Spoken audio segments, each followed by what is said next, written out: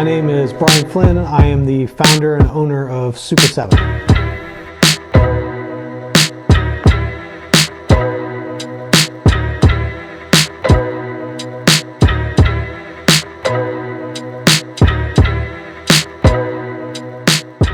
You and I share a similar background. We both come from hardcore and punk, and from what I did with my company, like everything that informs how I run it, I learned from my involvement with hardcore and punk. And I wondered, like, you know, like for me it was like tour managing, doing zines. It was escalating. It was like doing zines, learning how to print shirts, tour managing, up the line, record label, until like, and I learned pretty much how to and not to run my business from my involvement in the hardcore scene.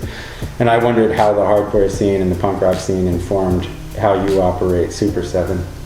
I think it's a very direct line, actually, to not only how Super7 is, but my whole kind of career. You know, you go back to that thing when you join up with in most cases it needs to be a thriving punk scene, like when you're 15, 16, 17, 18, and you're still trying to identify who you are, figure out what your place in the world is. And all of a sudden, if you've got an active community, like when I moved from Texas to Florida, Florida was very, very active, where if you wanted a place to skate, you needed to go build it. And people were motivated to go find empty spots and build a ramp in the middle of the woods or build a ramp on somebody's backyard. If you wanted a show, there were no fraud was around, but there were no old punk bands really left. So all the shows were young kids bands that you knew that were 15, 16, 17. They were finding the venue. They were printing the flyers. They were doing it all. And once you've sort of done it once or twice and you have that agency of like, oh wait, I can go create the world I want to live in, that becomes something I think that you take with you forever. And I know across the board for me in the last 50 years now, it has been a constant stream of, well, this is what I want to go do next, or this is what I'm interested in, so I'm just going to start doing it. And that was the thing. Like, you didn't need somebody to tell you you were a skateboarder. You had a skateboard, you rode it, you were. You didn't need somebody to tell you you were a punk. Like, you started going to shows, you started participating, and you were. It wasn't like, it's having that thing in your head where you don't need somebody to give you the validation or approval, that you can gain it yourself and that you can take agency over your life. I think that's incredibly empowering for young kids. And in an interesting parallel, I always see the same thing in kids that grew up on graffiti.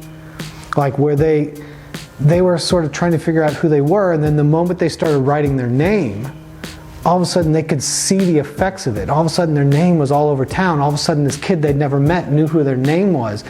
And it's very self-empowering. Whatever you think about graffiti can be a separate thing. The idea of empowering kids to change their own world, I think that part of what punk rock has served me my whole life. And then the carry-on things that you learn if you're in a great scene of taking care of other people.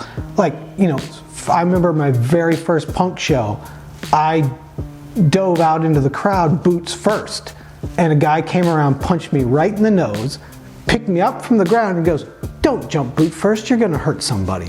And it's like, oh, got it. Like, we're here to take care of each other. We're not here for fucking mayhem.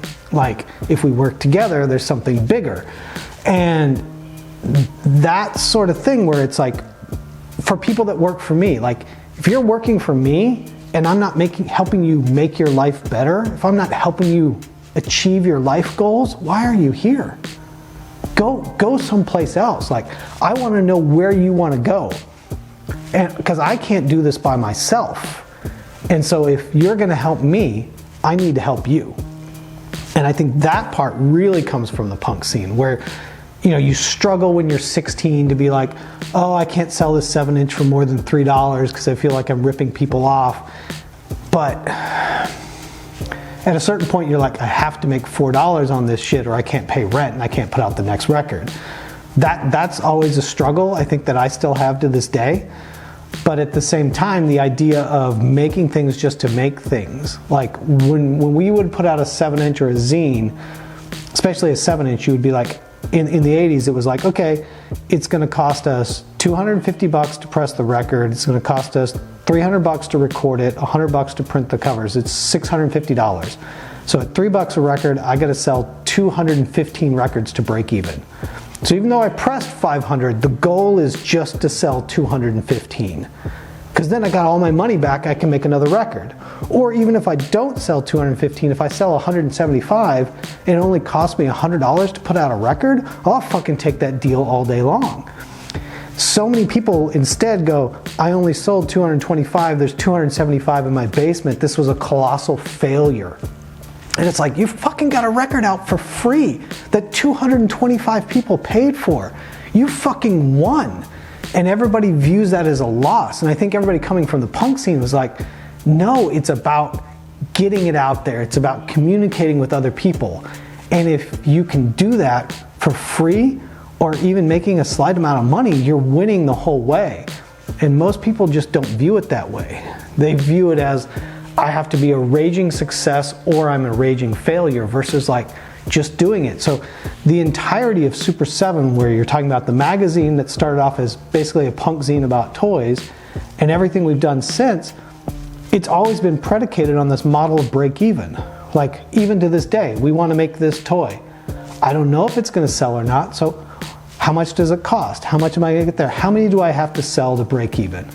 Okay, if I only have to sell 650 out of like the 5,000 I want to make to break even, then that's the goal. Everything after that is gravy. When I first entered into like the hardcore scene as a little bit older, like I was in it as a kid, but then when I got just out of high school, I worked with a guy who was running a record label, and as I was working with him on it, he's the guy that like, he was like, you can do anything you want. Like, it was like, I was like something that changed my entire world. Like, it was like, this guy was like, because I'm looking at him and I'm like, oh shit, you in this tiny little apartment is putting out records and putting out magazines and doing all this crazy shit. And he was like, you could do that. And that guy in his apartment put out a record that a kid, if he was in North Carolina, that a kid in San Diego got, and that record changed that kid's life. Yeah. He loved that record.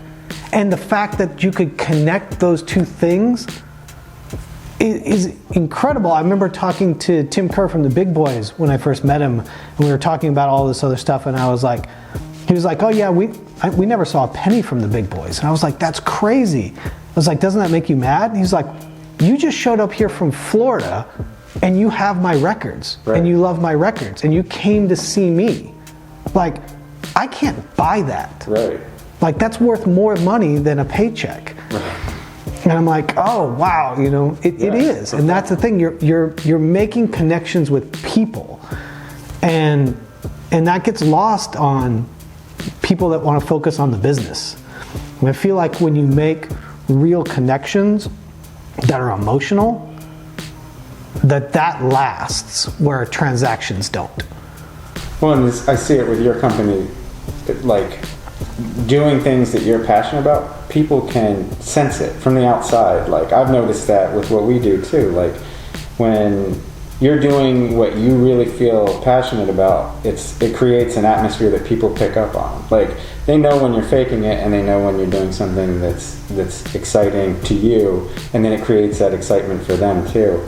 I mean, I feel like we did some things with some of our bands that, like, we did some kind of kaiju themed art with Full of Hell, and then we got flooded with messages from young kids. Full of Hell generally attracts younger punk rock and hardcore kids, like, and we got flooded with messages from kids that were like, this was because of this and the conversation with the band, I watched my first Godzilla movie, you know, I watched my first Gamera movie. And so we actually got to see, like, kids, the members of Full of Hell were fans of that stuff.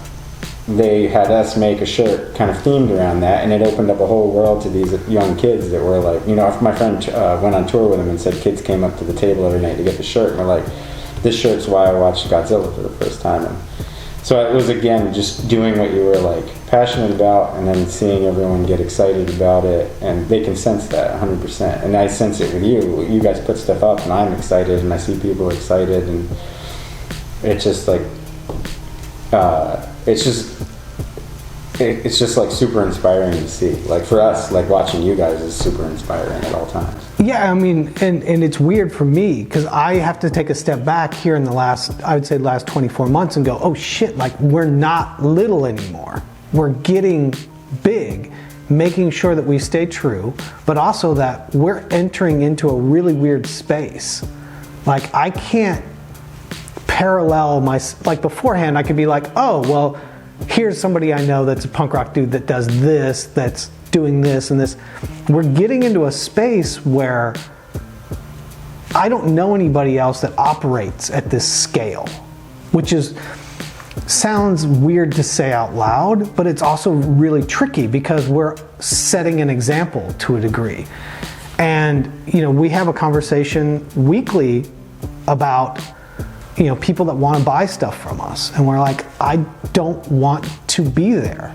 I realize that if I take that order, the money that comes from that order allows me to do other projects that I want, but I still don't want to be sold there. Or I'm not interested in that license. Like, we're in a really weird space. But part of it is, for me, is I want to make sure that as we grow, that we don't change who we are. And it's exciting because now you get that validity where you've had shit in your head for 50 years where you're just like, man, if you just did this, it would fucking kill it. This would be so rad to make. And you're like, we're getting all those opportunities. It's like we were just talking about G.I. Joe earlier. Like, I'm getting to make my version of G.I. Joe. Like, that's fucking crazy. Like, I couldn't have even conceived of that 2 years ago. But at the beginning of your company, that's something that would have never probably been offered to you. You had to get there, like, by building up to what you are now for them to be like, oh, this makes sense.